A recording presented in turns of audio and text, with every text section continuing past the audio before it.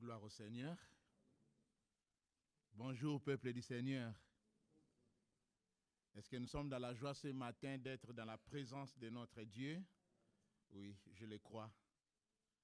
Merci pour ces moments bénis et merci à la chorale pour ces services importants que vous rendez pour notre Seigneur et merci à tout le monde qui est impliqué dans les services chaque dimanche ici. Ceux qui arrivent très tôt le matin, ils sont au service. Ceux qui sont à l'accueil, ceux qui intercèdent jusqu'à ce moment précis. L'évangélisation qui est sensible aux âmes. Que le Seigneur nous bénisse tous pour ces services que nous rendons pour notre Seigneur en tant qu'ouvriers utiles. Amen. Nous bénissons le Seigneur pour la présence de nos bien-aimés qui n'étaient pas avec nous depuis longtemps. Je vois encore la sœur Dédé qui est avec nous. Nous sommes dans la joie de la voir au milieu de nous, n'est-ce pas? Amen.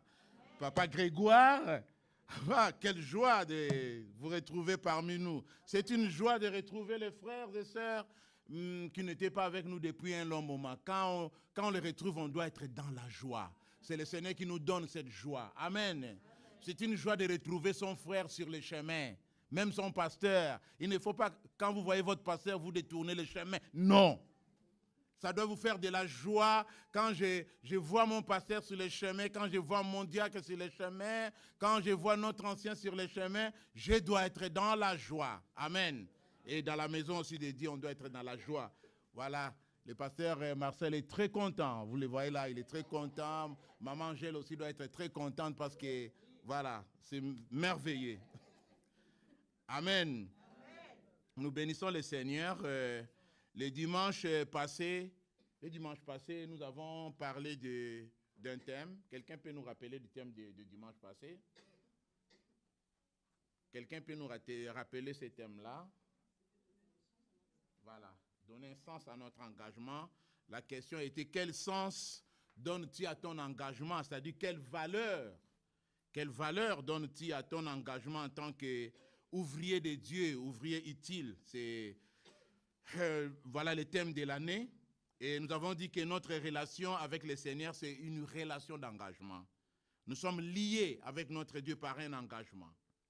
Et Dieu a donné à chacun de nous un travail. Dieu a donné à chacun de nous un ministère, une mission. Parce que Dieu fait quelque chose avec un objectif. Et nous avons vu que Dieu attend de nous beaucoup de choses. Qu'est-ce que nous avons cité là? Ce que Dieu attend de nous, Dieu, ce qu'il attend de nous, que nous ne puissions pas négliger, que nous ne puissions pas cacher ce qu'il nous a donné. Il attend de nous le respect des termes de notre engagement. Engagement vis-à-vis de lui, engagement vis-à-vis de tout ce qui est sacré. Voilà, il veut l'engagement des termes de notre engagement. Ce que le Seigneur veut de nous en tant qu'ouvriers pour donner un sens à notre engagement, c'est aussi la discipline. La discipline, le sérieux dans le travail que nous sommes en train de faire. Dieu veut de nous la disponibilité, que nous soyons mobilisables, si on peut le dire, à tout moment, disponibles à tout moment en tant qu'ouvriers. Dieu veut de nous l'amour pour lui et de son œuvre. Et il veut de nous aussi que nous puissions entretenir une relation de qualité avec lui. Une relation de qualité. Une relation correcte, une relation sincère. Et enfin, il veut de nous la fidélité. Nous avons vu que nous avons dit oui à Dieu pour toute notre vie. Nous avons dit oui à Dieu pour toute notre vie, pas pour une partie de la vie. C'est vraiment pour toute notre vie. C'est ça la fidélité. Quels que soient les déboires que nous pouvons connaître dans cette marche, mais nous devons toujours revenir à notre Dieu. Parce que lui, il est fidèle. Amen. Ce matin, je vous invite à lire avec moi. Nous allons lire, voilà, nous avons, je pense, 4 ou 5 textes. Nous allons lire dans Éphésiens. Nous allons prendre nos Bibles, pas nos GSM, mais nous allons prendre nos Bibles. C'est-à-dire, même si vous ouvrez votre GSM, c'est pour lire la Bible. Il ne faut pas en profiter pour, voilà, pour arriver, je ne sais pas, déjà à Bafoussam ou je ne sais pas où.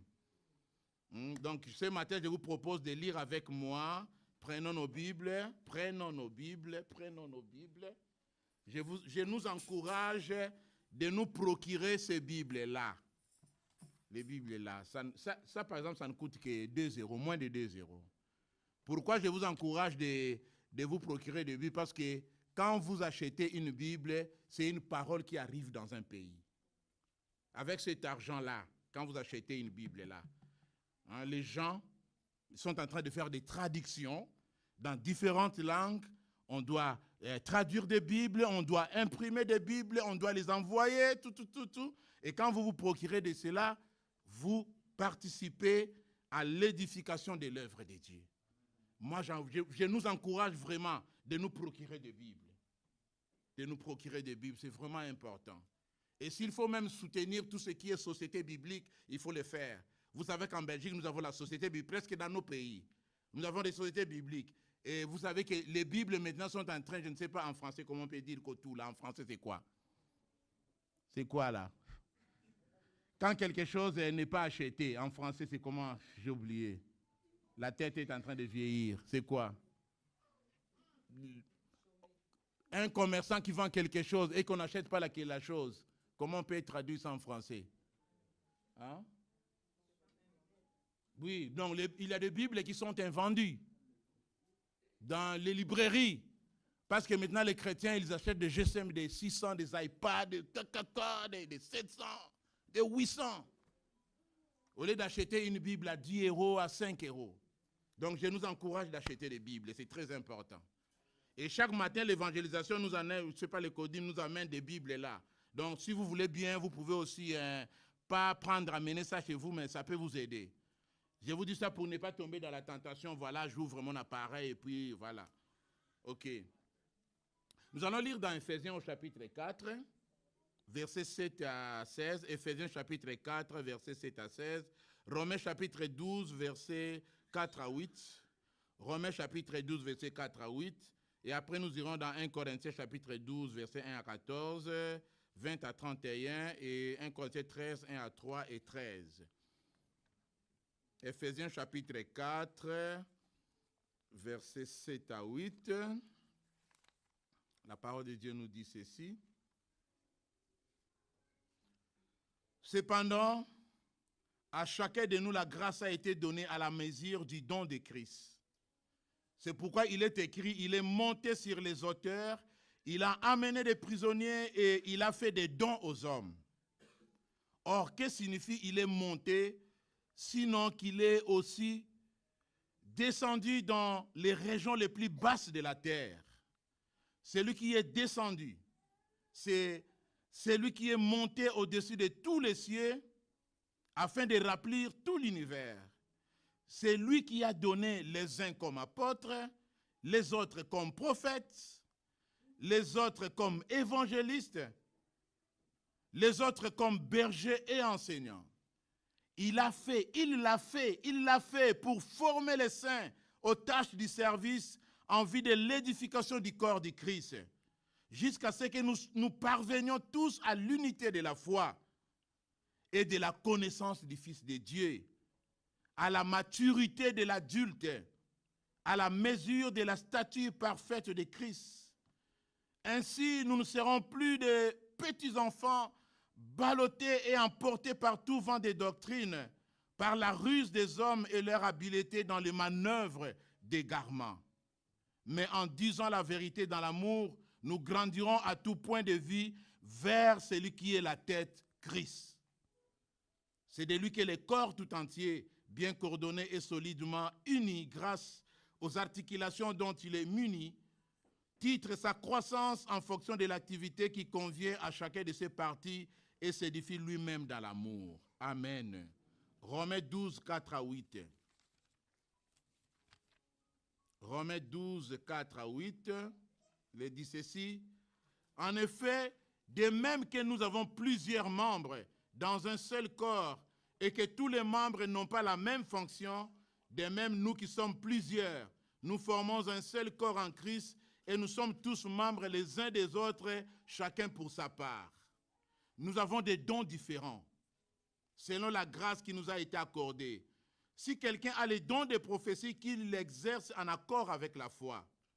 Si un autre est appelé à servir, qu'il se consacre à son service. Que celui qui enseigne se donne à son enseignement et celui qui a les dons d'encourager à l'encouragement. Que celui qui donne les fasse avec générosité. Celui qui préside avec zèle et que celui qui exerce la bienveillance les fasse avec joie. Amen. Enfin, 1 Corinthiens chapitre 12. 1 Corinthiens chapitre 12. En ce qui concerne les réalités spirituelles, je ne veux pas, frères et sœurs, que vous soyez dans l'ignorance. Vous savez comment, lorsque vous étiez étrangers au peuple de Dieu, vous vous laissiez irrésistiblement entraîner vers les idoles muettes. C'est pourquoi je vous le déclare, personne, s'il parle par l'Esprit de Dieu, ne dit Jésus est maudit. Et personne ne peut dire Jésus est le Seigneur si ce n'est par le Saint-Esprit. Il y a diversité de dons, mais le même Esprit. Diversité de services, mais le même Seigneur. Diversité d'actes, mais le même Dieu qui accomplit tout en tous. Or, à chacun la manifestation de l'Esprit est donnée pour le bien de tous. En effet, à l'un est donnée par l'Esprit une parole de sagesse, à un autre une parole de connaissance selon le même Esprit, à un autre la foi par le même Esprit, à un autre des dons de guérison par le même Esprit, à un autre la possibilité de faire des miracles, à un autre la prophétie, à un autre le discernement des esprits, à un autre diverses langues, à un autre l'interprétation des langues. Mais toutes ces choses, c'est un seul et même esprit qui les accomplit, en les distribuant à chacun en particulier comme il le veut. Le corps forme un tout, mais a pourtant plusieurs organes. Et tous les organes du corps, malgré leur grand nombre, ne forment qu'un seul corps. Il en va de même pour Christ. En effet, que nous soyons juifs ou grecs, esclaves ou libres, nous avons tous été baptisés dans un seul esprit pour former un seul corps et nous avons tous bu à un seul esprit. Ainsi, le corps n'est pas formé d'un seul organe, mais de plusieurs. Paix à la 20. Il y a donc plusieurs organes, mais un seul corps. L'œil ne peut pas dire à la main, je n'ai pas besoin de toi. Ni la tête dire aux pieds, je n'ai pas besoin de vous. Bien plus, les parties du corps qui paraissent être les plus faibles sont nécessaires. Et celles que nous estimons être les moins honorables du corps, nous les entourons d'un plus grand honneur. Ainsi, nos organes les moins décents sont traités avec plus d'égard. Tandis que ceux qui sont décents n'en ont pas besoin. Dieu a disposé les corps de manière à donner plus d'honneur à ceux qui en manquaient, afin qu'il n'y ait pas de division dans les corps, mais que tous les membres prennent également soin les uns les autres.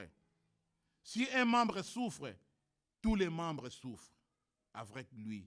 Si un membre est honoré, tous les membres se réjouissent avec lui. Vous êtes le corps de Christ et vous êtes ses membres, chacun pour sa part.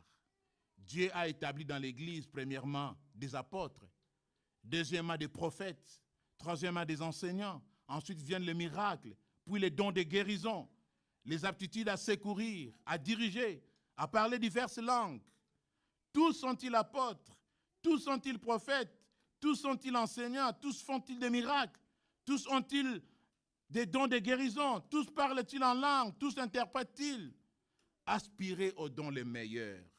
Je vais encore vous montrer la voie par excellence. Nous passons directement à 13. Si je parle les langues des hommes et même celles des anges, mais que je n'ai pas l'amour, je suis un cuivre qui résonne ou une cymbale qui retentit.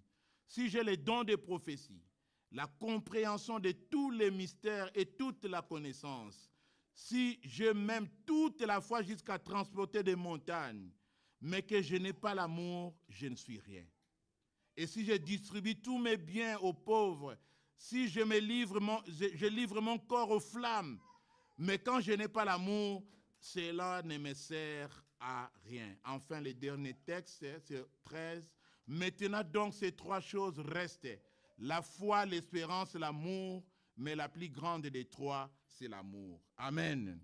Ce matin, nous voulons partager sur les thèmes « Pourquoi les dons et le ministère dans l'Église ?» Pourquoi les dons et le ministère dans l'Église? Nous venons de lire les textes. Et comme vous le savez, et comme je l'ai dit au départ, à l'introduction, Dieu donne toujours pour un but. Quand Dieu nous donne quelque chose, c'est pour un objectif. Il nous a donné les enfants, il nous a donné le travail, il nous a donné les diplômes, il nous a donné un mari, une femme, il nous a donné tout ce qui est avoir. C'est pour un objectif. Donc, Dieu fait toutes choses dans notre vie pour un but. Il t'a fait partir d'un pays pour venir ici, c'est pour un objectif. Dieu nous a aussi créés pour un but. On n'est pas les fruits du hasard. Ça, j'avais dit la fois passée. Dieu t'a créé pour être utile. Mais pourquoi Dieu nous donne tout cela, les dons? Pourquoi Dieu nous donne les ministères?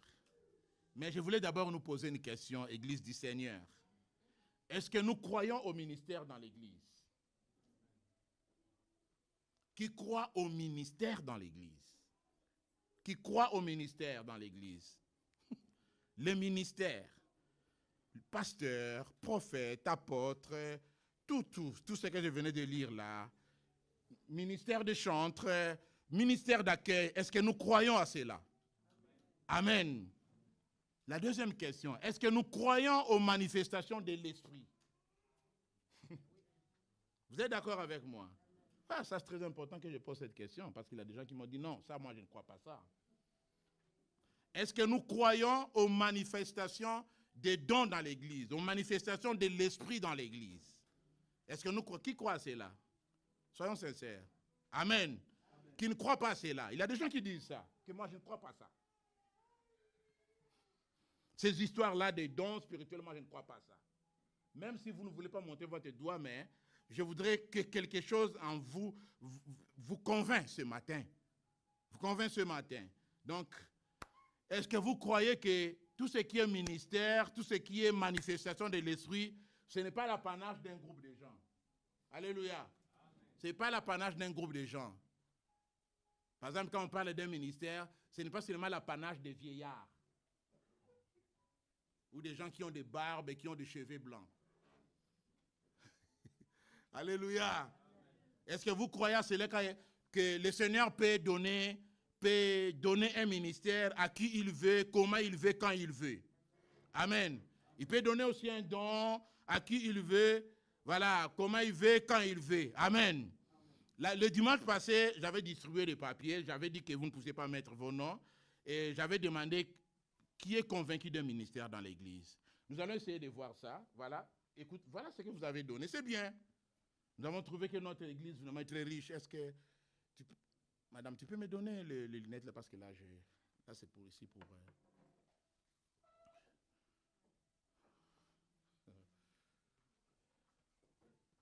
Merci. Voilà. Ça, je peux. Oh, voilà. Là, je peux lire. Ouais. Tout ça, c'est ce que vous avez donné. Dans notre Église, nous avons des bergers. Ce n'est pas seulement Jonathan qui est berger ou Marcel. Dans notre Église, il y a des gens qui ont le ministère parmi les jeunes. C'est un ministère parmi les jeunes. Il y a quelqu'un qui a mentionné, pour lui c'est la libéralité. C'est un ministère ou un don? Libéralité, c'est un ministère ou un don? Hein? Un don. Voilà. Il y a quelqu'un qui a dit, il y a des gens qui ont dit, voilà, intercession, intercession. C'est un don ou un ministère, intercession? Un ministère. Il y a des gens qui ont dit, voilà, moi j'aime plus l'enseignement et la prédication. C'est quoi là-bas? Ministère ou don? Ministère. Il y a quelques-uns qui ont dit, voilà, moi j'ai les guérisons de malades. C'est quoi? Guérison de malades. Un don de guérison de malades. On a parlé de l'intercession. Il y a quelqu'un qui nous a dit, voilà, Lui, c'est la délivrance. Il se trouve dans la délivrance. C'est quoi là-bas? Don au ministère. Ministère. Il y a voilà des gens qui nous ont dit, voilà, moi, je suis dans l'organisation de la salle. Je suis dans l'organisation. Organisation d'une manière générale. C'est quoi? Voilà, service ou ministère. Moi, j'ai envie de faire connaître Jésus. C'est quoi? Comment on peut dire faire connaître Jésus aux gens? Ministère, c'est quel ministère? Évangélisation. Moi, j'aime la prière, partage et conseil. Bon, si on a levé prière, parce que là, on va en parler, mais quand quelqu'un dit vraiment, lui, il aime les partages et les conseils, c'est quoi ça? Un don ou un ministère? Hein? Oui, on peut parler du ministère. Vous êtes d'accord avec moi qu'il y a des gens qui, voilà, quand ils vous conseillent, vous sentez vraiment qu'il y a quelqu'un qui m'a conseillé. Amen. Moi, j'aime soutenir les malades. C'est quel ministère? C'est quoi? Soutenir les malades. Voilà, c'est un ministère. Amen. On a parlé de la libéralité. Bâtir les églises. Construire des églises. Moi, j'aime. C'est quoi ça? Bâtir les églises, construire, bâtir. C'est un don ou bien un ministère? Hein? C'est un ministère. C'est quel ministère là, quand on venait de lire là?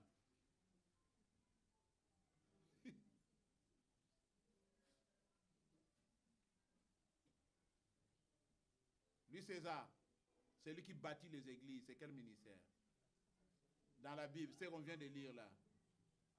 Ben oui, c'est un apôtre. Informatique et médias dans l'église. C'est un ministère ou un don? Ben c'est un ministère. Voilà un service. Amen. Enseignement, moi j'aime être dans l'enseignement. J'aime bien l'enseignement. J'aime bien enseigner. C'est quoi?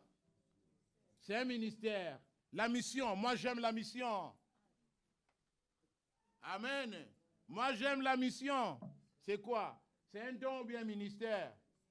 Un ministère. Voilà, il peut aller bâtir, il peut aller bâtir. Et l'accueil, c'est un don ou un ministère? L'accueil. C'est un ministère, un service. Il y a quelqu'un qui nous a dit que lui, voilà, il se retrouve comme leader et coach des autres. Ha! Leader et coach des autres. Un don ou bien un ministère?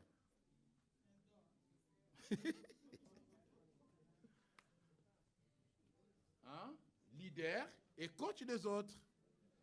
Qu'est-ce que signifie coacher? Encadrer, former et laisser partir, laisser grandir, former pour que la personne devienne comme moi ou plus que moi. Amen. Louange et adoration. Celui-là avait déjà répondu. Ministère. Artiste. Ah oui. Il se retrouve dans cela comme artiste. Un artiste est important dans l'église. Vous savez qu'est-ce qu'il peut faire un artiste? Quelqu'un peut nous dire?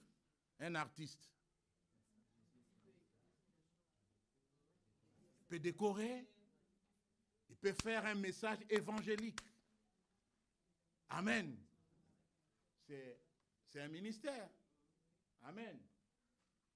Évangélisation. Ça on sait. C'est un ministère. Prière pour les nations. J'aime prier pour les nations. Il y a des gens qui disent, moi j'aime prier pour les serviteurs de Dieu. Hein? Amen. C'est quoi? Un service, donc un ministère. Aider les personnes en difficulté. Mon cœur bouillonne quand je vois des gens souffrir. Je n'aime pas voir des gens souffrir. je ne peux pas être insensible à une personne qui est en train de souffrir. C'est quoi? Un don ou un ministère? Libéralité. Organisation, soutenir, administrer. Un service, organiser, soutenir, administrer. C'est des gens qui aiment de l'ordre. Ils n'aiment pas des désordres, ces gens-là. Hein? Là où il est, il aime de l'ordre. Amen. Amen, frère ou sœur, celui qui a écrit ça. Tu te retrouves donc. Tu aimes de l'ordre. Je ne voudrais pas te demander c'est qui. Tu aimes bien de l'ordre, n'est-ce pas? Amen. Enfin, secrétariat et exhortation, encadrement des enfants et des ados. Un ministère. Amen. Donc vous voyez que dans notre église, on est riche, n'est-ce pas? Amen. Tout ça, pourquoi le Seigneur nous donne ça? Pourquoi le Seigneur nous donne tout cela? Nous allons d'abord voir c'est quoi le ministère et c'est quoi les dons. Nous avons essayé de faire ce schéma. En répondant ici, il y a des gens à la place du ministère, ils ont parlé du service. S'il faut définir un ministère c'est un service. Un service qu'un Laurent. Et celui qui travaille dans un ministère, on appelle qui? On l'appelle qui? Ministre. C'est ainsi qu'aujourd'hui les Africains, ministre de Dieu. Ah, ministre de Dieu. On croit que le ministre de Dieu, c'est celui qui est là. Mais à l'origine, un ministre, c'est un serviteur. Un serviteur, c'est un esclave. Alléluia. On appelle en grec un doulos, un esclave. Et chez nous, dans notre langue, on l'appelle boy.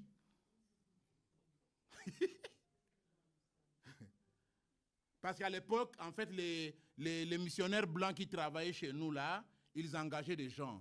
Hein, les Vanambé ou qui ça, ils engageaient les gens. Ceux qui venaient de la Belgique là.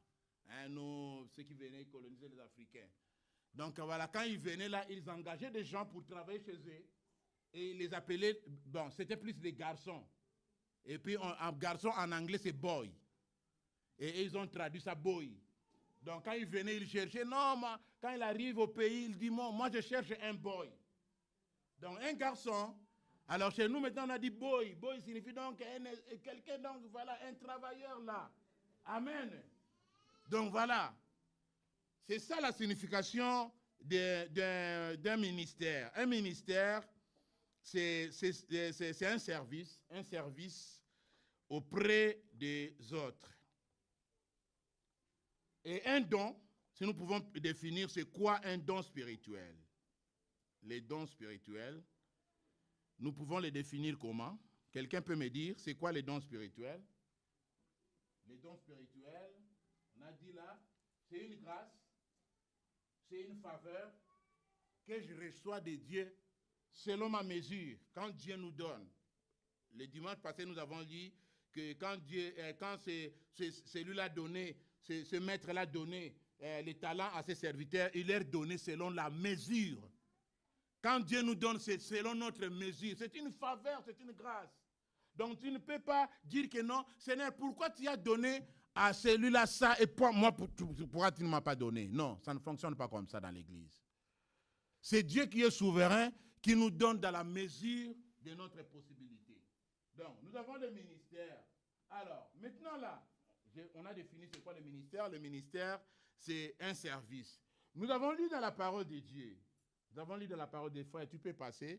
Nous avons lu dans la parole de Dieu les 5 ministères piliers de l'Église. C'est très important. Les 5 ministères piliers de l'Église. Et dans vos réponses, l'Église, notre Église ici, s'est retrouvée dans les 5 ministères. Nous avons vu les 5 ministères piliers dans l'Église. On a parlé des apôtres. Un apôtre, voilà, ici on nous définit c'est qui un apôtre. Un apôtre, voilà, c'est celui qui s'assure que l'Église est fondée sur la pierre angulaire qui est Jésus. Donc c'est un envoyé de Dieu avec un message particulier. Le prophète, je voulais parler du prophète. L'apôtre, donc, c'est celui qui a en lui la fondation de l'Église, ce ministère-là de fonder. Il a à cœur d'aller fonder des églises, ou même quand il est avec nous là, donc il a ces soucis-là, que l'église puisse être bâtie. Il y a un autre ministère, un prophète. C'est un envoyé de Dieu avec un message particulier pour l'église et même pour la nation. C'est très important. Vous voyez même certaines églises dire non, nous jouons notre rôle prophétique. C'est-à-dire, le rôle prophétique, donc, c'est donner un message particulier à un moment donné, à une époque donnée. Quand vous lisez de la parole de Dieu, vous direz, Ésaïe a prophétisé durant la période de tel roi. Oh, Ézéchiel, voilà, donc c'est un message à un moment donné. Un évangéliste, c'est celui qui assure la diffusion de l'évangile et la formation des disciples capables de témoigner l'évangile. La diffusion de la bonne nouvelle. Il a ces soucis-là. Et nous avons aussi, voilà, l'enseignant qui édifie l'église dans la connaissance de la parole de Dieu. Amen. Et nous avons enfin le berger, lui qui prend soin des brebis. Donc si nous devons encore faire un schéma, donc ici nous sommes dans une situation où l'évangéliste, quand il prêche la parole de Dieu, il amène les gens vers Jésus, mais il les amène aussi vers le berger. Il les amène vers le berger et lui il part. Il va encore prêcher, il les amène vers Jésus, il les amène vers le berger. L'enseignant est là pour, le docteur, il est là pour édifier l'église dans la connaissance de la parole de Dieu. Le prophète est là parfois pour avertir l'église. Pour avertir l'église. Et voilà, nous avons l'apôtre qui est là, qui a le souci de bâtir l'œuvre de Dieu. Nous pouvons passer aussi de l'autre côté. Voilà. À part ces ministères piliers que nous avons eu à citer ici, il y a ce qu'on peut appeler les ministères connexes. C'est-à-dire qui sont en connexion avec les ministères piliers. On peut voir les ministères de louange et d'adoration. Hein, quand vous lisez dans la parole de Dieu, on a des Lévites qui devaient travailler avec qui? Les Lévites devaient travailler avec qui? Dites-moi. Ils devaient être à côté de qui, oui? Voilà, ils devaient être à côté des sacrificateurs. Hein, donc les ministères connexes. Nous avons les anciens et les diacres qui doivent être... ce sont des ministères connexes qui sont à côté du sacrificateur, du pasteur. Nous avons l'organisation. C'est aussi un ministère. Tout ce qui est action sociale, c'est un ministère qui travaille avec l'église, avec les pasteurs, avec les sacrificateurs. Nous avons les médias, c'est des ministères connexes. Les ministères d'intercession. Tout ça, on a ça dans notre église. L'accompagnement des couples, ce sont des ministères connexes. L'encadrement des jeunes et des ados qui travaillent toujours. Voilà, tout ça, c'est des ministères qu'on peut appeler ministères connexes. On peut passer les dons. Mais maintenant, qu'est-ce que les dons viennent faire ici? Les dons, on peut dire les dons, c'est ce qu'on peut appeler comme provision, comme équipement. Équipement pour les pasteurs, équipement pour l'apôtre, équipement pour tous ces gens-là qui ont les différents ministères.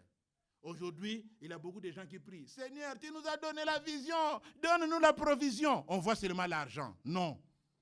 Beaucoup de gens prient comme ça. Vous entendez parler de gens. Seigneur, tu m'as donné la vision, donne-moi la provision. Mais la meilleure provision, ce sont les dons spirituels qui vont te conduire dans le ministère, donc l'équipement. Ça, c'est très important. Ça va t'aider dans le travail. Le berger, il ne peut pas seulement être berger, mais le berger a besoin aussi d'être conduit par les dons spirituels. Les chantres, tu ne peux pas seulement être chantre, mais tu as besoin d'être équipé des dons spirituels, pas de tous les dons spirituels. Si le Seigneur t'a accordé cette grâce d'avoir tous les dons, gloire à Dieu. Mais tu as un don, remercie le Seigneur. Tu as deux dons, remercie le Seigneur. Donc c'est ça, les dons spirituels. Et la Bible nous parle de 9 dons spirituels. C'est ce que nous venons de lire. Il y a la parole de la connaissance. La parole de la connaissance, c'est connaître par l'Esprit de Dieu les choses cachées. Vous connaissez l'histoire de la femme samaritaine dans Jean chapitre 4, quand vous lisez verset 18. Quand il était en train de parler avec Jésus, voilà, il a eu cette parole de connaissance de Jésus qui lui a dit, voilà, tu as eu tel nombre de maris et celui qui est avec toi, ce n'est pas ton mari. C'est une parole. Il n'a jamais vécu avec cette femme-là. Eh bien, il peut arriver aussi qu'au niveau de l'église, les pasteurs enseignent ou quelqu'un enseigne, ou vous parlez avec quelqu'un, voilà, et puis après, il te dit, voilà, ceci. Une parole de connaissance. Parole de sagesse. C'est résoudre par une sagesse surnaturelle les situations compliquées. Nous connaissons l'histoire là de Salomon. Il a utilisé la sagesse, l'histoire de Salomon. Vous connaissez l'histoire de Salomon? Quand on lui a apporté l'enfant là, c'était vraiment de la sagesse qu'il a utilisé. Il y a plusieurs cas dans l'église qui nécessitent aussi la sagesse de Dieu. Une église parfois qui est vraiment en difficulté, qui n'arrive pas, les gens, voilà, il y a des problèmes. On a besoin de ces gens qui ont cette sagesse, qui ont cette parole de sagesse. Il a le discernement des esprits, c'est-à-dire distinguer l'esprit derrière chaque action ou chaque parole. Il y a des gens comme ça. L'Esprit Saint, l'esprit de l'homme ou l'esprit du diable qui agit derrière cette personne. Nous avons tout ce qui est don de prophétie. Là, c'est parler de la part de Dieu ou parler sous inspiration divine. Ça, c'est très, très important aussi pour l'Église. Mais, celui qui a le don de prophétie n'est pas forcément un prophète. C'est très important, il faut faire la différence. Il a un don de prophétie. On peut parler aussi d'un don quelque part on parle de révélation ou de tout ce qui est rêve, ça entre là, les rêves entrent par là. C'est très important. Dieu a plusieurs manières de nous parler. Il peut nous parler par les rêves. Il peut parler à l'église et il peut vous parler vous-même par les rêves. C'est très important. Ou il peut parler à une autre personne. Mais, comme je l'avais enseigné une fois, quand vous avez des rêves, il faut toujours en parler aux aînés. Il ne faut pas être pressé d'en parler. Il faut toujours discuter, prier, demander le discernement. Vous pouvez rêver, voilà, quelqu'un est mort, tout. Eh bien, il faut prier. Il faut prier pour ça. Ce n'est pas forcément. Il y a des gens qui disent, non, moi, quand je vois la chose, ça va arriver. Non. Il faut demander, il faut prier. Il faut demander. Ce n'est pas parce que ça doit arriver que je ne prie pas. Non. Je dois prier. Ça, c'est très important. Donc, il y a aussi le parler en langue. Hein, c'est exprimer des mystères de Dieu dans un langage des anges ou un langage même des hommes inconnus de la personne. On connaît l'histoire, voilà, lors de la Pentecôte, quand les gens, voilà, s'exprimaient en langue. Il y a des gens qui se moquaient. Tout. Pourquoi les entendons nous parler dans leur langue, tout. Et l'homme de Bafoussam, tu peux un jour arriver en Inde et tu entres dans une église, quelqu'un prie, il parle en Bafoussam. Ça peut arriver. Il parle en Bafoussam. Il a une langue Bafoussam. Voilà. Il parle en Bafoussam. Ça va t'étonner, mais comment il n'est même pas camerounais? Comment il parle? Il peut arriver aussi ici, quelqu'un qui parle une langue, ça ne peut pas nous étonner. Amen. Ça, c'est très important. Ça ne peut pas nous étonner. Parce que beaucoup de chrétiens dans les problèmes de dons spirituels, non. Moi, je n'aime pas ces problèmes de dons spirituels. Et aujourd'hui même, on met parfois le diable, on dit, attention, hein, le diable aussi. Non, mais nous, on ne peut pas mettre le diable devant, s'il vous plaît. On a le discernement. Si c'est le diable qui agit, le Seigneur, vous croyez que devant tout ce monde ici, il n'y a pas quelqu'un qui a un discernement? Amen. Alléluia. Dans une assemblée, quelqu'un était en train de prier comme ça. Mais ce n'était pas en train de prier, mais en train de maudire. Mais quelqu'un a compris dans la salle. Et il s'est levé. Tais-toi. Et l'esprit s'est tué. Et il faut avoir le courage dans la communauté. Vous ne venez pas seulement pour vous asseoir, mais vous venez aussi pour utiliser vos yeux et vos oreilles. Amen. Nos yeux et nos oreilles. Je suis en train de donner toujours un exemple. Ça fait déjà 2 semaines quand on avait les kids des dames, voilà, en train de prier. Quelqu'un vient avec son rouleau là, il passe là à côté là, tout. Je le vois, mais qu'est-ce qu'il veut faire? Je vais. Non, mais je voudrais prier avec nous. Mais tu veux prier avec nous avec ça? Oui, parce que moi je suis musulman. Oh. Mais chez nous, ça ne fonctionne pas comme ça. C'est très important. Et l'église doit avoir des gens. On ne peut pas rester debout comme ça, contempler quelqu'un. Il pouvait commencer à faire des choses. Commencer à prier. Et vous allez aller lui dire, non, monsieur, lève-toi. Non. Donc ça, c'est très important. L'église a besoin. C'est ainsi qu'on dit que tout le monde est acteur dans l'église. Ne vous gênez pas de vous mettre debout. Quand on est en train de prier, allez là-bas au coin, intercesseur, évangéliste. Ne vous gênez pas. On ne vient pas seulement pour s'asseoir. Mais ne vous gênez pas de vous mettre debout. Amen. Voilà, il y a l'interprétation des langues, capacité naturelle à interpréter un parler en langue. Il peut arriver dans une assemblée, quelqu'un en train de parler en langue et une autre en train d'interpréter. Que ça ne vous étonne pas. Que ça ne nous étonne pas. Alléluia. Oui. Vous pouvez, comme je le dis toujours, vous pouvez arriver dans une assemblée, il y a des assemblées où vous arrivez, ça arrive, vous croirez que quelqu'un est en train de faire des aventures. Il dit, non.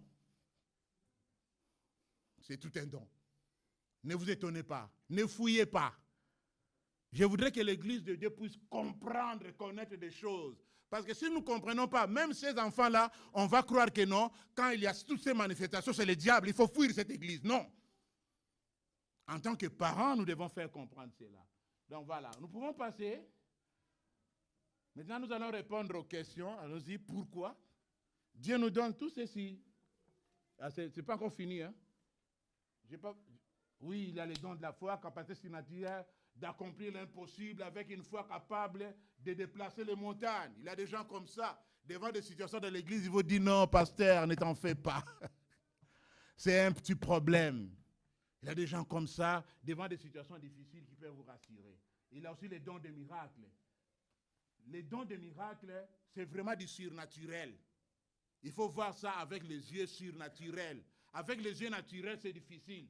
C'est ainsi que même beaucoup de gens, beaucoup de personnels soignants, quand vous leur dites non, docteur, toi tu dis que c'est pratiquement impossible pour moi, mais moi je crois en Dieu. Pour moi c'est possible. Alléluia. Il y a des gens qui ne vont pas croire ça parce qu'ils voient avec les yeux. Ils disent, mais avec la science, ça ne passera pas. Ils nous disent comme ça, avec la science, même des situations de, ah non, telle que cette société est organisée, avec cette situation, ça ne passera pas. Mais ça, c'est le domaine du surnaturel, d'opérer des miracles. Mes frères, les miracles existent. Qui croit à cela? Amen. Les miracles existent. C'est vrai. Ça, c'est très important. Et il y a aussi les dons de guérison. Capacité surnaturelle d'opérer des guérisons. Très important. Capacité. Donc, quand vous voyez quelqu'un, je vous prodigue un conseil. Parfois, beaucoup de gens, quand on regarde à la télé, quand on regarde sur Facebook, on voit des choses. Il y a des gens carrément qui disent, ça, ce n'est pas vrai. Non. Moi, je n'aime plus être pressé dans des histoires, dans des positions, dire non, ça, ce n'est pas ça. Non. Je préfère me taire et prier peut-être. Mais je ne préfère pas faire des commentaires, non, ça, non. Ou même si vous croyez que ce n'est pas vrai, mais priez. Ça, c'est très important. Priez. Ok, merci. Alors, on parle aussi des autres dons. Hein, dans la Bible, quand nous avons lu dans Romains chapitre 12, verset 6, on a parlé des dons de la libéralité. Dons de la libéralité. Il y a des gens vraiment qui vous donnent au nom de Jésus-Christ. Pas libéralité, hein. Je donne toujours un exemple à mes enfants. On avait quelqu'un dans la famille qui ne connaissait pas le Seigneur, mais dans les quartiers, quand quelqu'un mourait, c'est lui qui enterrait. Dans les quartiers, quand il avait une situation, il sortait les premiers. Mais rien. Il n'avait rien avec le Seigneur. Rien. Avec le Seigneur. Il a aussi les dons de service. On a parlé, on peut même dire dans notre tradition, tout ce qui est entraide, tout. Les dons de la présidence, les dons d'encouragement, des gens qui peuvent vous encourager par rapport, c'est un don, les dons les dons de l'enseignement. Je voulais aussi apporter quelque chose différence entre dons et talents. C'est très important. Les talents, on peut naître avec un talent ou on peut apprendre un talent. Mais les talents, tout ça, c'est Dieu qui nous donne. Ça, c'est très important. Mais ça dépend maintenant de vous, comment vous allez le faire. Il y a des gens qui ont tel talent, mais ça n'a rien à voir avec le Seigneur. Ils ne mettent pas au service du Seigneur. Ça, c'est très important. Donc, mais les dons dont je parle ici, c'est les dons spirituels. Les dons spirituels, c'est vraiment le Saint-Esprit qui donne. Il y a même les dons, les gens qui on parle des gens qui chantent très bien. Qui chantent très bien dans notre monde, même des gens qui chantent très bien, mais qui n'ont rien à voir avec le Seigneur. Et ton don n'a de valeur que quand tu le mets au service du Seigneur. Alléluia. Je connaissais dans notre milieu là un garçon qui était un grand guitariste. Tout le monde avait besoin de lui. Que ce soit les églises, que ce soit même les gens là, les Olomide, quand ils venaient, qui sentent tout là, ils avaient besoin parfois de lui. Là, ça ne va pas. Vous mélangez. Il faut choisir là où il faut aller. Si vous restez avec la musique du monde, là, restez avec la musique du monde. Alléluia. Mais nous voulons vraiment que ce que Dieu nous donne comme talent, que ça soit vraiment à son service. On avait même un frère aussi dans l'église. Lui, c'était vraiment, il avait du talent pour les synthés. Il avait du talent pour les synthés, mais pour l'avoir, c'était difficile. Vous avez veillé de prière, vous apprenez qu'il est dans une autre église. Elle a dit non, ça ne marchera pas comme ça, frère, ça ne fonctionnera pas. C'est là où j'avais dit que non, Dorcas, faites un effort d'apprendre, parce que tu seras plus utile pour le Seigneur. Que ces frères-là qu'on doit aller chercher, il faut parfois aller, parce que quand quelqu'un a un don, on ne peut pas les pousser. Amen. Quand quelqu'un a un don, on ne peut pas les dorloter, parce qu'il sait que ce n'est pas pour lui. Amen. Alors, qu'est-ce que la Bible nous dit? Pourquoi Dieu nous donne tout cela? J'ai pris beaucoup de temps. Pourquoi Dieu nous donne les dons? Pour l'édification, rapidement. Pour l'édification. Quand nous avons lu dans les livres d'Éphésiens, on dit l'édification des saints. Édifier signifie construire, bâtir, édifier une maison. Quand Dieu te donne quelque chose, c'est pour le bien de la communauté et c'est pour son édification. Et ici on dit, cette édification aura comme conséquence, ça doit nous mener à l'unité de la foi. C'est-à-dire quand l'Église est bien enseignée et bien édifiée, nous parlerons le même langage spirituel. L'unité de la foi, le même langage spirituel. Alléluia. Il y a des gens, quand on dit, nous allons prier pendant 30 minutes, il n'y aura pas de gens qui vont dire non, on va prier pendant 2 minutes. Non, on va se convenir. L'unité de la foi. La connaissance du Fils de Dieu. Tout don, tout service doit nous amener à ça, à la connaissance du Fils de Dieu. Et après la connaissance du Fils de Dieu, comme on avait vu la fois passée, ça doit nous amener à la maturité spirituelle. À la maturité spirituelle, enfin, nous arriverons jusqu'à la stature parfaite de Jésus-Christ. Donc nous allons arriver à ce niveau-là, comme notre Seigneur Jésus-Christ. C'est possible. Amen. C'est ça. Pourquoi Dieu nous donne ces ministères, ces dons? C'est aussi pour nous avertir. C'est pour nous avertir. Les dons, les ministères, c'est pour nous aider, c'est pour nous avertir. Hein? Un prophète, c'est celui qui sonne de la trompette. Et aussi pour la complémentarité.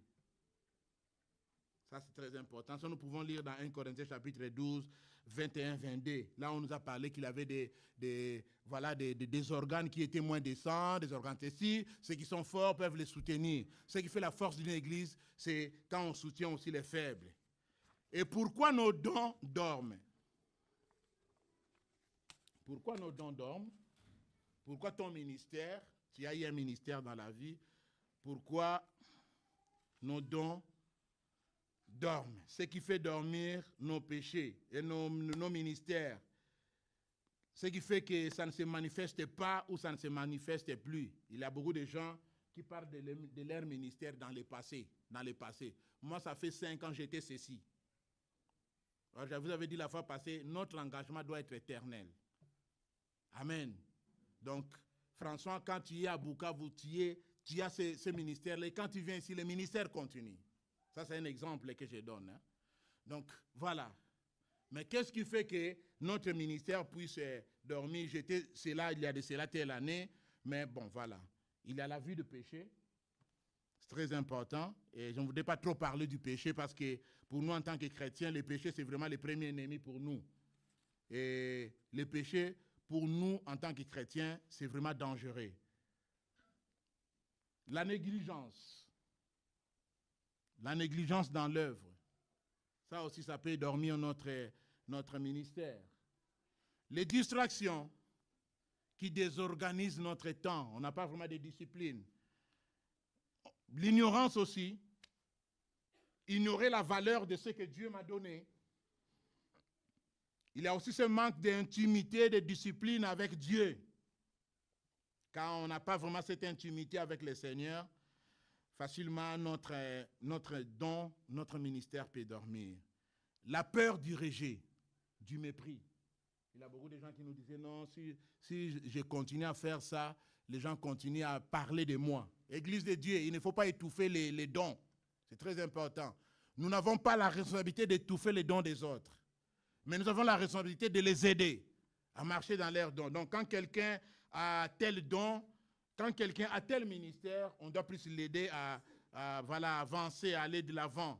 Et il y a beaucoup de gens qui ont la peur du rejet. Ils ont peur qui peuvent même voir des choses, mais qui se disent, si je dis ça, on va me rejeter, on va me mépriser. Or, nous oublions que les dons, c'est vraiment Dieu. C'est Dieu on n'est que des simples instruments que Dieu utilise. C'est Dieu qui parle. Il y a aussi les soucis du présent siècle. On est plus préoccupé et on ne prend pas beaucoup de temps d'écouter le Seigneur, les inquiétudes, les préoccupations.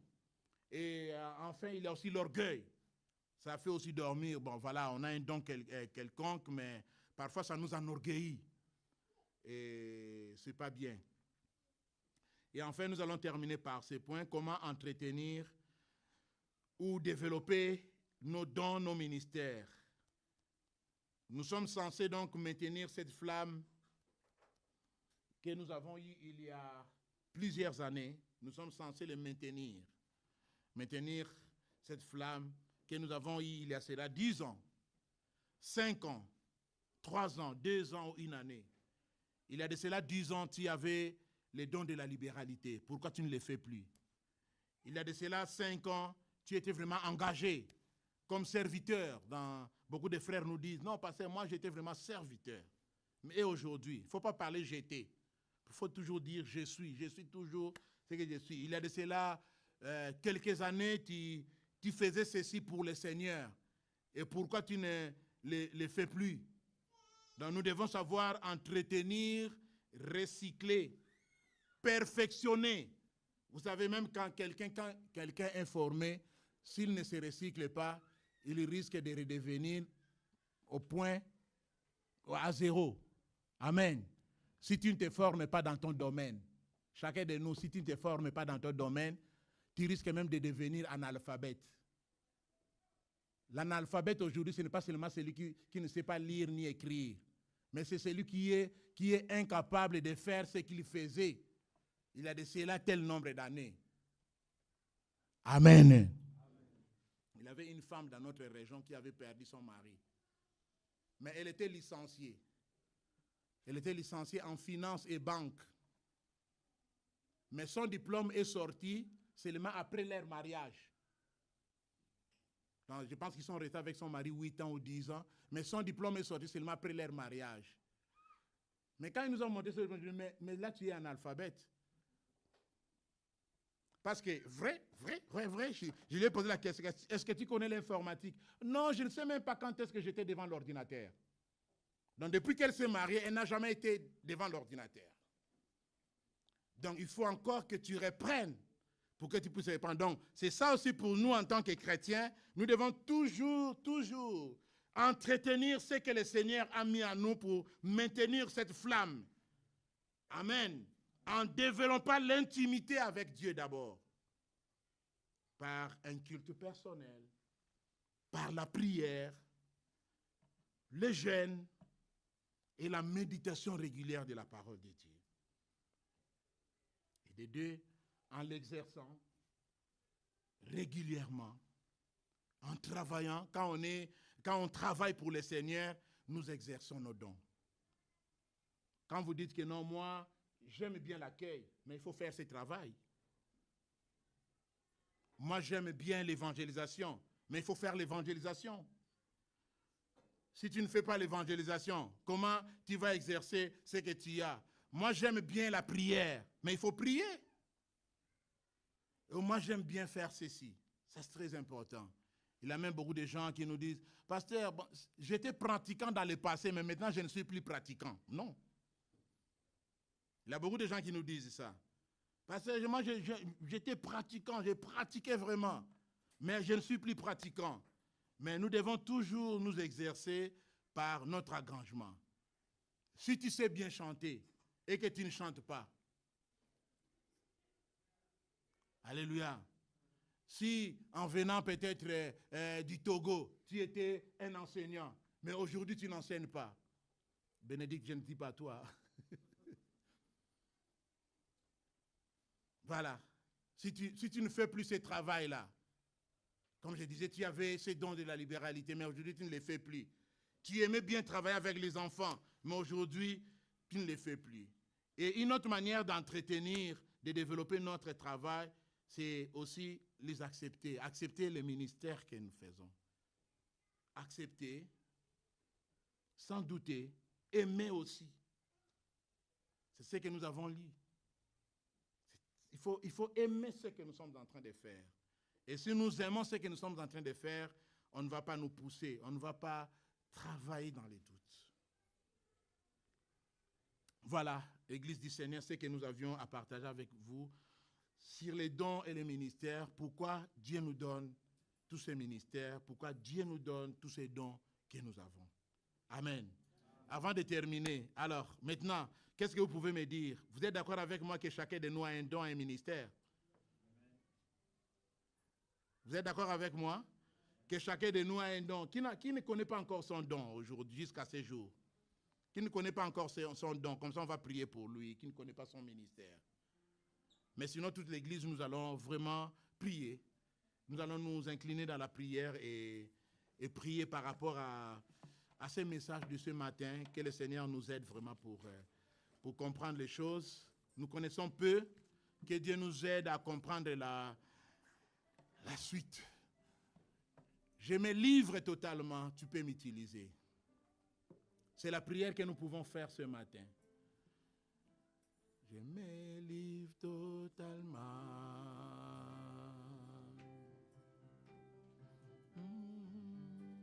Je me livre totalement. Tu peux m'utiliser. Je me livre totalement. Si ça ne nous gêne pas, on peut se mettre debout. Dis Seigneur, je me livre totalement à toi, tu peux m'utiliser. Livre totalement, tu peux m'utiliser. Je me livre totalement.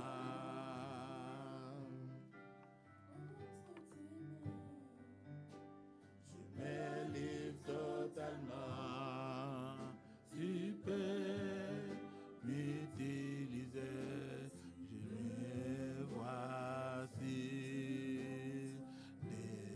Devant toi,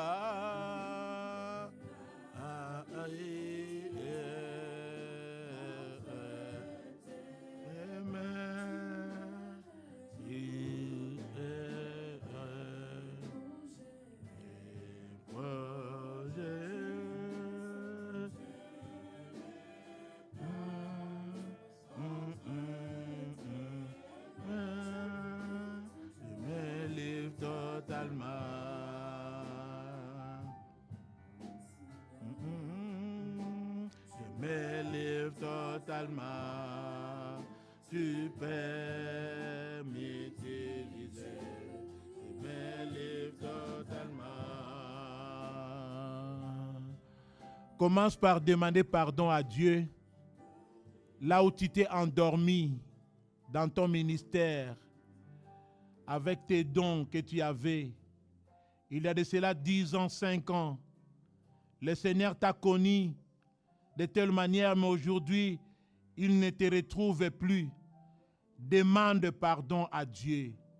Là où il y avait la négligence, là où il y avait la sécheresse en toi, demande pardon à Dieu.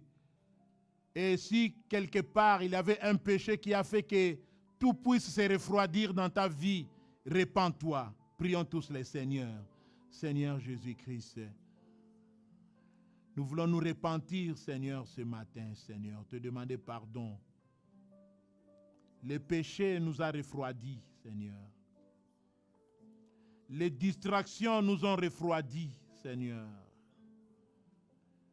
Les soucis du présent siècle nous ont refroidis. Seigneur, les futilités nous ont refroidis, Seigneur. La peur, Seigneur, du rejet, du mépris, Seigneur, nous a refroidis. Seigneur, l'orgueil nous a refroidis. Et nous venons au-devant de toi, Seigneur, pour te demander pardon, Seigneur. Pardonne-nous, Seigneur, pardonne. Nous avons manqué, Seigneur, à notre engagement, Seigneur. Nous avons été infidèles, Seigneur, notre Dieu. Pardonne-nous, Seigneur. Pardonne-nous, Seigneur. Oh, Jésus, pardonne-nous. Oh, Seigneur. Pardonne-nous, Seigneur, d'avoir oublié le premier amour, Seigneur. L'amour, Seigneur, que nous avions, Seigneur, pour travailler pour toi. L'amour, Seigneur, que nous avions pour mettre pour le bien des autres notre ministère, nos dons, Seigneur, notre Dieu. Seigneur, pardonne-nous parce que nous n'avons plus cet amour aujourd'hui, Seigneur. Seigneur, pardonne-nous, Seigneur. Parce que nous ne voulons pas, Seigneur, faire du surplace comme les enfants d'Israël. Seigneur, pardonne nos fautes, Seigneur. Merci, Jésus. Disons à notre Dieu, Seigneur, nous voulons nous livrer à toi. Et Seigneur, rallume la flamme à nous. Prions tous le Seigneur. Que le Seigneur rallume sa flamme à nous. La flamme de la libéralité, la flamme de délivrance, la flamme de la prière, la flamme de l'accueil, la flamme de l'organisation, la flamme de l'amour de son œuvre. Prions tous le Seigneur. Seigneur, rallume cette flamme à moi, Seigneur. Prions. Seigneur, rallume, Seigneur, la flamme du berger, Seigneur, à moi, Seigneur. J'ai besoin de toi, Seigneur. Rallume, Seigneur, la flamme du berger à moi, Seigneur. Oh, Seigneur, tu es merveilleux. Rallume, Seigneur, la flamme de la libéralité, Seigneur.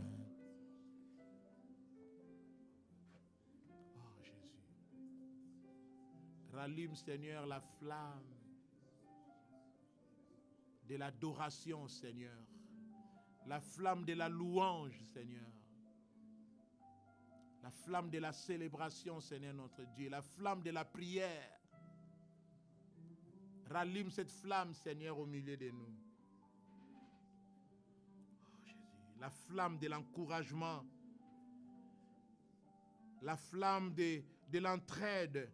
La flamme de l'évangélisation, Seigneur. Rallume-les, Seigneur, à nous, Seigneur. Rallume, Seigneur, cette flamme, Seigneur. Nous te bénissons, Père. Nous te bénissons, Jésus. Je me livre totalement.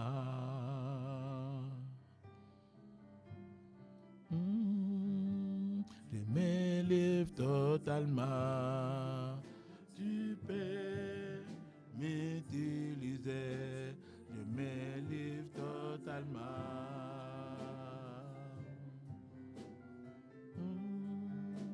Je me livre totalement. Tu peux m'utiliser. Je me livre totalement.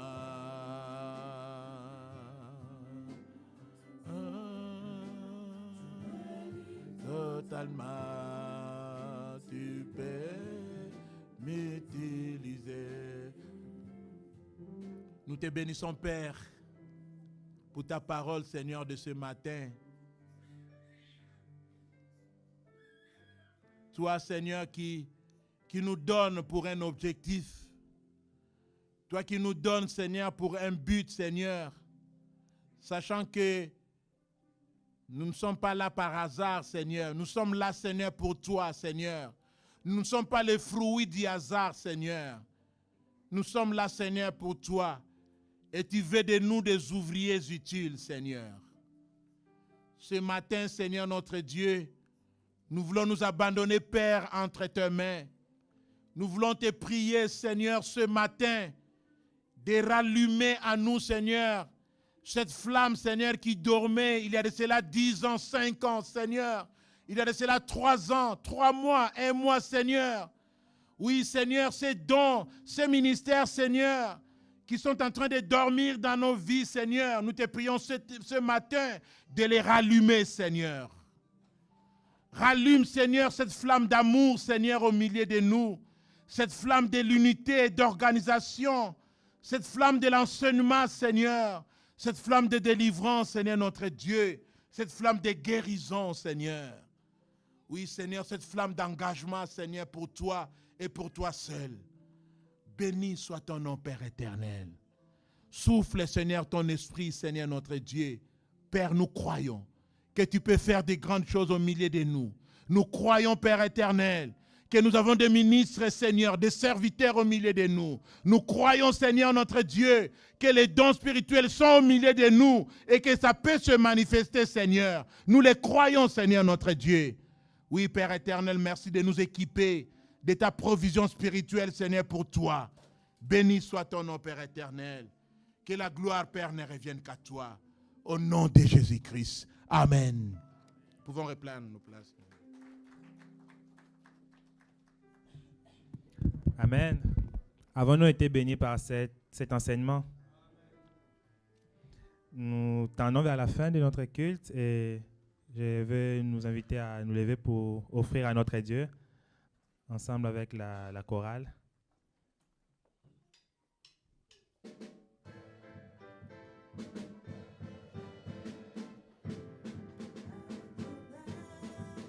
Adonai, Adonai, Adonai,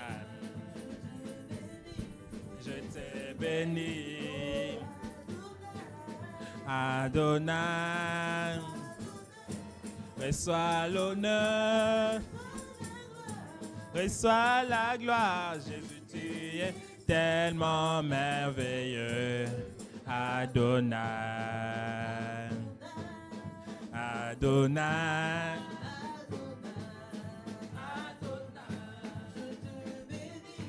je t'ai béni. Adonai, reçois l'honneur, reçois la gloire. Jésus, tu es tellement merveilleux. Adonai,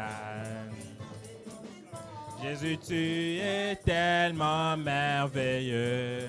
Adonai, Jésus, tu es tellement merveilleux. Adonai, Jésus, tu es tellement merveilleux. Adonai.